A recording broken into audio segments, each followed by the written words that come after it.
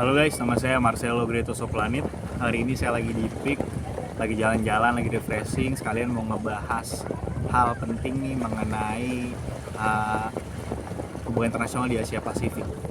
Halo semuanya, selamat datang di video kali ini. Hari ini kita akan membahas bagaimana Jepang merespon pembangunan pulau-pulau buatan oleh Tiongkok di Laut Cina Selatan. Sebuah isu penting dalam geopolitik Asia Timur dan Asia Tenggara. Laut Cina Selatan adalah wilayah strategis dengan kekayaan sumber daya alam dan jalur pelayaran internasional yang vital. Tiongkok mengklaim hampir seluruh wilayah laut ini melalui apa yang disebut dengan Nine Dash Line. Dari 2013, Tiongkok membangun pulau-pulau buatan di kawasan tersebut, termasuk di Kepulauan Spratly. Pulau-pulau ini diperkuat dengan fasilitas militer seperti landasan udara, radar, dan peluncur rudal. Langkah ini menimbulkan kekhawatiran besar di kawasan, termasuk juga dari Jepang. Respon diplomatik Jepang. Jepang tidak memiliki klaim langsung atas Laut Cina Selatan, tetapi mereka sangat peduli terhadap kebebasan navigasi dan stabilitas regional.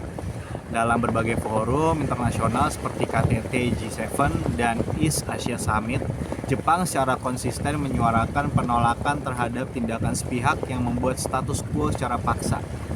Pemerintah Jepang menekankan kepentingan hukum internasional, terutama Konvensi PBB tentang hukum laut atau UNCLOS, dan menuntut agar Tiongkok mematuhi keputusan Pengadilan Arbitrase Internasional tahun 2016 yang membatalkan klaim Nine Dash Line. Lalu selain langkah diplomatis, Jepang juga mengambil langkah strategis dan militer.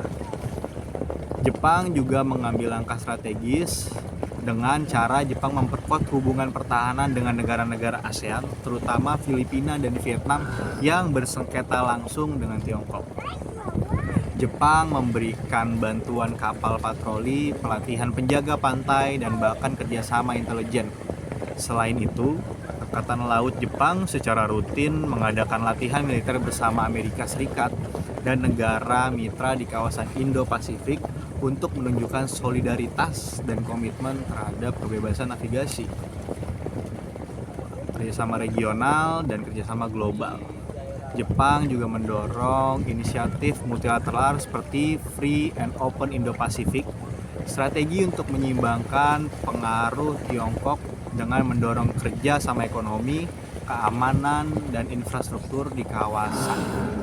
Di forum ASEAN, Jepang mendukung kode etik Code of Conduct antara ASEAN dan Tiongkok untuk Laut Cina Selatan, namun menekankan bahwa perjanjian tersebut harus selaras dengan hukum internasional dan tidak melemahkan UNCLOS.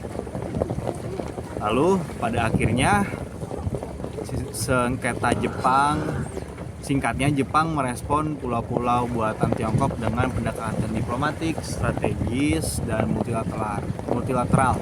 Meskipun tidak memiliki klaim langsung, Jepang berperan aktif menjaga stabilitas hukum internasional di Laut Tiongkok Selatan sebagai bagian dari komitmennya terhadap kawasan Indo-Pasifik yang bebas dan terbuka.